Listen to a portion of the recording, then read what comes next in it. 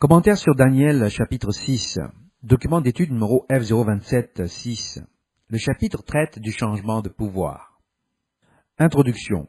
Comme nous l'avons vu ci-dessus, le chapitre 6 porte sur le premier changement du pouvoir de la tête d'or à l'argent des Mèdes et des Perses. Lorsque cela s'est produit, il a été mis en place pour piéger tous ceux qui pratiquaient un culte autre que le système qu'ils avaient établi afin de punir tous ceux qui servaient le seul véritable Dieu et pas autrement que comme il l'avait dicté. Les lois des Mèdes et des Perses ne pouvaient pas être modifiées et la clémence a donc été empêchée dans cette procédure. Daniel était pris dans cette affaire alors qu'il priait 3 fois par jour. Verset 13. Par le salut visible de Daniel dans la fosse au lion, ceux qui ont cherché à tuer Daniel et ceux de son peuple ont été pris eux-mêmes et tués de la même manière qu'ils ont cherché à tuer Daniel. Et comme d'ailleurs les empires suivants et leurs dirigeants ont également été tués et traités dans le jugement qui a suivi. Les personnes qui ont tué les prophètes de Dieu étaient généralement elles-mêmes tuées, et en fait, jusqu'à la fin, avec les 2 témoins, voir Apocalypse 11, verset 3 et suivant, nous voyons que quiconque cherche à les tuer sera tué de la même manière. C'est par ces épreuves que la puissance du seul véritable Dieu a été établie. C'est ainsi que Daniel a également été établi sous les règnes de Darius le Mède et de Cyrus le Persan. Notez que c'est une question de foi que Dieu sauve les élus comme il l'a fait pour Daniel, et que ceux qui cherchaient à lui faire du mal étaient tués à sa place. De cette façon, Daniel et sa relation avec Dieu ont gagné en faveur et en respect aux yeux du roi. Il est aussi question de la création des satrapes sous un système de convenance pour gouverner le royaume sous les 3 principaux gouverneurs qui étaient au nombre de 7 avec Astiage et jusqu'au 120 puis 7 à un total de 127. Se référer à l'ouvrage de Bullinger ci-dessous dans ce document. Nous allons lire maintenant Daniel chapitre 6. Darius trouva bon d'établir sur le royaume 120 satrapes qui devaient être dans tout le royaume. Il mit à leur tête 3 chefs et au nombre desquels était Daniel, afin que ces satrapes leur rendissent compte, et que le roi ne souffrit aucun dommage. Daniel surpassait les chefs et les satrapes parce qu'il y avait en lui un esprit supérieur, et le roi pensait à l'établir sur tout le royaume. Alors les chefs et les satrapes cherchèrent une occasion d'accuser Daniel en ce qui concernait les affaires du royaume. Mais ils ne purent trouver aucune occasion, ni aucune chose à reprendre, parce qu'il était fidèle, et qu'on n'apercevait chez lui ni faute, ni rien de mauvais. Et ces hommes dirent, « Nous ne trouverons aucune occasion contre ce Daniel, à moins que nous n'en trouvions une dans la loi de son Dieu. » Puis ses chefs et ses satrapes se rendirent tumultueusement auprès du roi, et lui parlèrent ainsi. « Roi Darius, vis éternellement.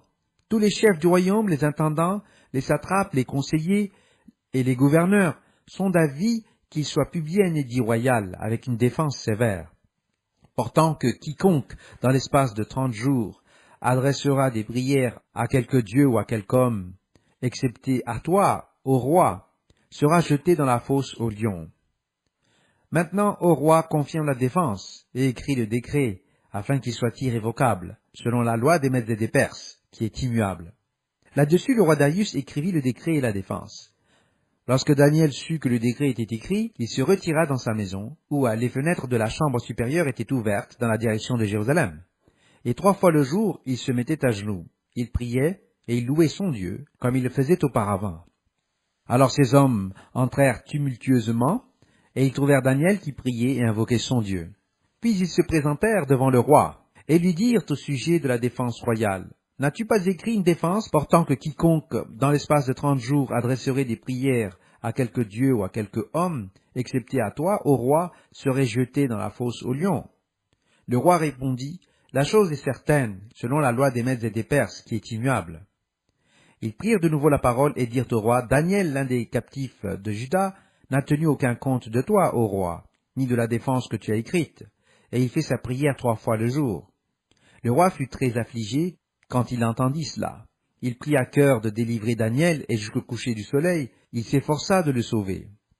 Mais ces hommes insistèrent auprès du roi et lui dirent, « Sache, ô roi, que la loi des Mèdes et des Perses exige que toute défense ou tout décret confirmé par le roi soit irrévocable. » Alors le roi donna l'ordre qu'on amena Daniel et qu'on le jeta dans la fosse au lion.